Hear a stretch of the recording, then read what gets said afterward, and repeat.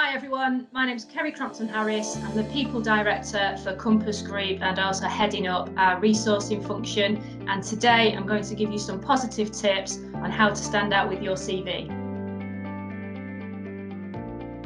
I think the key thing with a CV is to keep it really simple. When we look at CVs, we're scanning it for reassurance that you tick all the right boxes. So make it really easy for me to see what you can do. On average, recruiters spend an average of 6 seconds, so make every second count.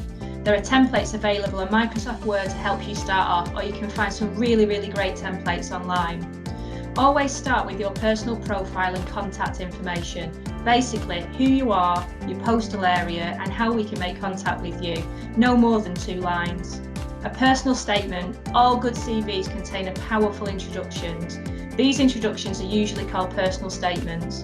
The aim of a personal statement or summary in your CV is to convince hiring managers that you're the best candidate for the job. It's your chance to stand out from the competition. Identify your key selling points and bring them across in your personal statement.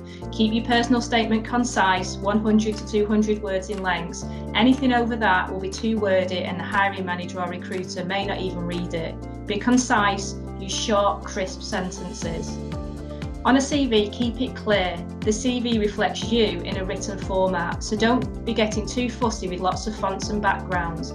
It should be carefully and clearly presented in a clean white background with clear, well-structured layout and using one readable font. Please ensure your grammar and spell check. Attention to detail is a skill needed in all jobs, so when a recruiter opens your CV and it is covered in grammatical and spelling errors, it doesn't show us that you double-check your work. Try getting someone else to read your CV before submitting.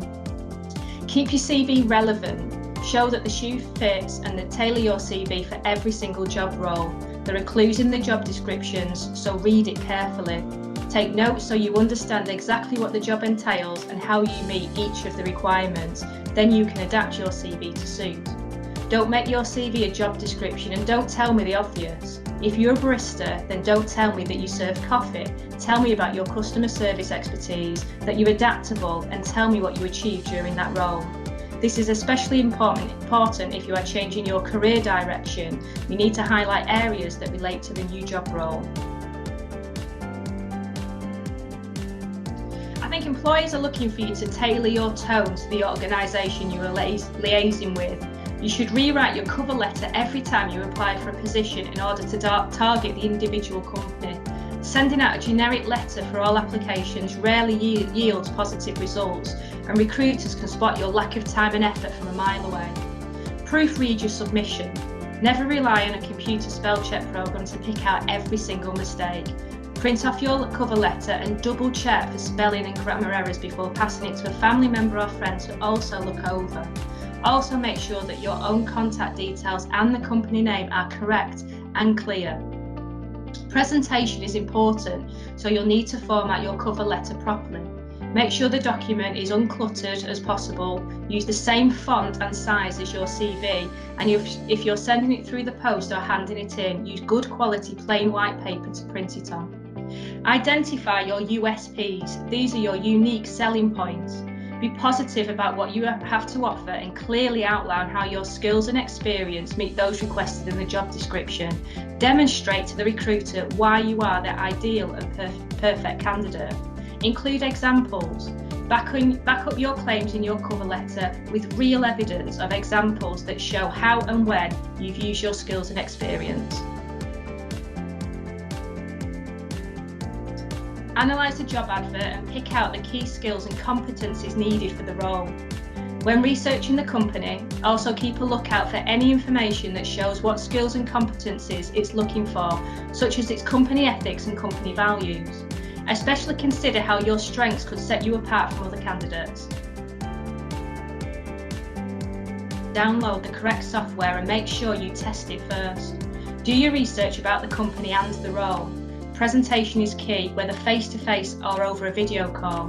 Dress appropriately for the company that you are meeting with, and if on video call, ensure you have a safe and quiet location where you are not going to get interrupted. Grab a notebook and a pen. Don't write everything down that the recruiter says, but do engage and collect key points that you might want to go back and question further.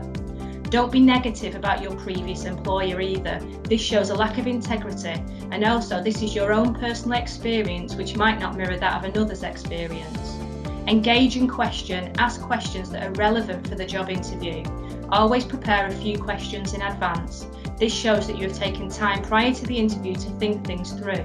Don't be shy about asking for clarity around pay and working hours. This is only natural, but consider how you phrase such.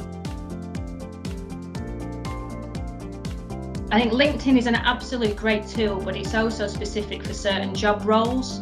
It's very a white collar network, and therefore don't feel that you have to use LinkedIn. There are a lot of other contacts out there. Also, by making speculative contacts with recruiters, it can be a real switch off and a turn off because there's lots of candidates out there. So ensure that when you are contacting companies through LinkedIn, that there is a valid role for you to be moving into, or a valid role that they are advertising, and then try and link your contact directly with a job advert that they might be placing. Finding out that you've been unsuccessful after an interview can really knock your confidence, but most of us have been there one time or another. You could use the experience to improve your interview technique for next time, or you could use it to figure out what type of role is really right for you. Whatever you do, you might be surprised just how much unsuccessful interview can really benefit your own job search and your own confidence. Try not to take it too personally. Never take interview rejection as a personal attack. A hiring manager or recruiter's decision is driven by the fact that they can only choose one person. So rejection doesn't mean that they didn't like you personally. It just means that someone else might have had a slightly better fit for that particular role. Maintain a positive mindset throughout the process and use everything you've learned to help make you stronger at the next interview. Have confidence to ask what went wrong. It might feel awkward, but if you're not sure what went wrong, then feel free to ask. They may not always be able to provide you with detailed breakdown or feedback, but even a few constructive comments could make all the difference when it comes to your next technique. If you're too embarrassed to ask on the phone, try sending a follow-up or thank you email after the interview, or as soon as the employer has contacted you about their decision. Either way, seeking feedback and seeing every interview as a learning experience demonstrates a professional attitude. Focusing on the negative seems to go against everything that you have been told, doesn't it? But you won't necessarily learn from the positives, and constructive criticism can only be a good thing. Think specifically about what went wrong and how you can stop yourself from making the same mistakes at your next interview. Don't overthink every single little detail, which probably didn't have an effect on the overall decision anyway.